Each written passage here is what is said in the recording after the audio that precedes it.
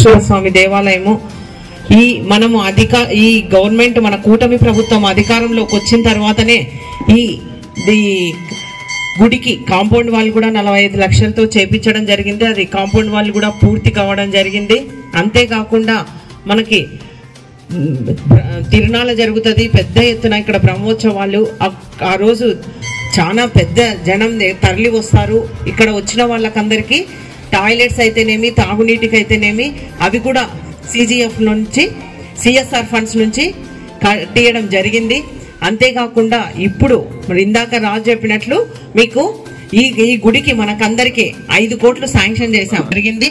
ముఖ్యంగా మన మల్లెల రాజశేఖర్ గారు TTD బోర్డు మెంబర్ అయినందుకు కూడా ఈ గుడికి ప్రత్యేకంగా 15 కోట్లు శాంక్షన్ చేసి అది కూడా మొదలు పెట్టడం జరుగుతుంది. 16 రూములు వస్తాయి. ఈ గుడి రూపు రేఖలే మారిపోతా ఉన్నాయని కూడా ఈ సందర్భంగా మీకు అందరికీ తెలియజేస్తా ఉన్నా.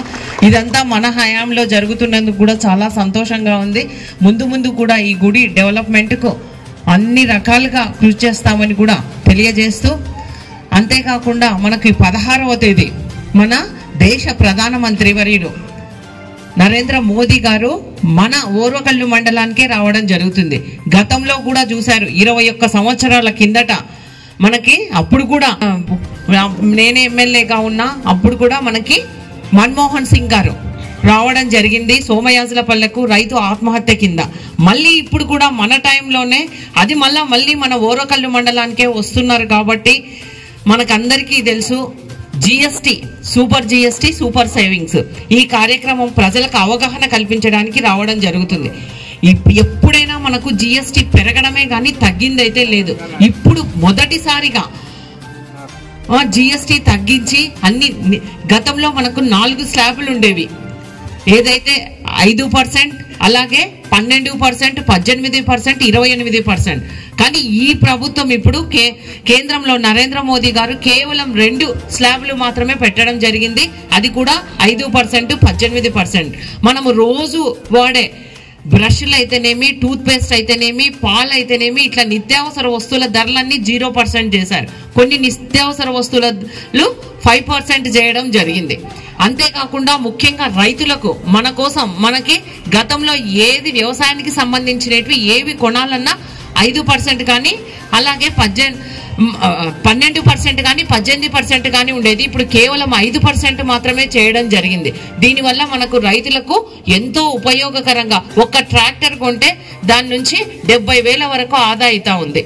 ఇలాగా ప్రతి ఒక్కటి తగ్గించి ఎన్నో రకంగా ముఖ్యంగా విద్యకు మన పిల్లలు చదివించుకోవాలంటే బుక్స్ కొనుక్కోవాలి. ఆ స్టేషనరీ అంతా 0 అయిపోయింది ఇప్పుడు. అంతేకాకుండా వైద్యానికి సంబంధించి కూడా మనకి క్యాన్సర్ ఇట్లా పెద్ద జబ్బులు వస్తే అవి కూడా GST కొనలేక చాలా ఇబ్బంది పడుతున్నామని అవి కూడా 0 చేసేయడం జరిగింది. మిగతా డ్రగ్స్ అంతా కూడా 5% తీసుకురావడం జరిగింది. కాబట్టి ఇంత పెద్ద ఎత్తున మనకి రావడం జరుగుతుంది. ముఖ్యంగా ఇంకొకటి ఏంటంటే మన కూటమి ప్రభుత్వం అధికారంలోకి వచ్చిన తర్వాత కేంద్రంలో NDA ప్రభుత్వము మన ఓర్వకల్లు ఇండస్ట్రీ హబ్కు మొదటి బడ్జెట్లోనే 2,600 ఎకరాల్లో 2,800 కోట్లు శాంక్షన్ చేయడం జరిగింది. ఈ ఓర్వకల్లు ఇండస్ట్రియల్ హబ్లో మౌలిక వసతులు కల్పించడానికి. అయితే ఏమైతే ఉన్నాయో తాగునీరు అయితేనేమి, రోడ్లు అయితేనేమి, అలాగే డ్రైన్స్ అయితేనేమి, ఇలా అన్నిటికీ విద్యుత్కి అయితేనేమి ఇవన్నీ వీటి కోసము కేటాయించడం జరిగింది. అంతేకాకుండా మనకు DRDO వచ్చిందంటే ఈ ఓర్వకల్లు మండలానికి అది కూడా సెంట్రల్ నుంచే. IIIT మన కర్నూలుకి వచ్చిందంటే అది కూడా సెంట్రల్ గవర్నమెంటే. ముఖ్యంగా ఇప్పుడు దీనితో పాటు మనకు దూపాడు నుంచి బేతంచెర్ల వరకు రైల్వే లైన్ కూడా రాబోతా ఉంది. చూడండి, మనం అడగక ముందే కేంద్రం నుంచి ఇంత పెద్ద ఎత్తున మనకు శాంక్షన్ చేశారు. కాబట్టి మనం కూడా మనకు కృతజ్ఞతలు తెలియజేసుకోవాల్సిన అవసరం ఎంతైనా ఉంది మనకి మన ప్రధానమంత్రి గారికి. కాబట్టి మీరు ఆ రోజు మనకు చాలా దగ్గరగా ఉంది. పెద్ద ఎత్తున మీరంతా తరలి వచ్చి ఈ కార్యక్రమాన్ని విజయవంతం చేయాల్సిందిగా మిమ్మల్ని అందరినీ కోరుతున్నా. ఆ రోజు ఏమన్నా పనులు ఉన్నాయనో పొలానికోవాలి, మందులు కొట్టుకోవాలి, కలుపులు తీయాలి, ఇవన్నీ పనులన్నీ పక్కన పెట్టి ఆ రోజు ఒక్కరోజు మాత్రం, ఎందుకంటే మన నియోజకవర్గంలో జరుగుతుంది కాబట్టి మనకి టార్గెట్ కూడా చాలా ఎక్కువగా ఉంది. 50,000 మనమే మొబిలైజేషన్ చెయ్యాలి అని మంత్రులు అధికారులు అందరూ చెప్పడం జరిగింది. అది కూడా మనకి ఇది ప్రధానమంత్రిది కాబట్టి మొత్తం ఇది సెంట్రల్ గవర్నమెంట్ ఆధీనంలో ఉంటుంది.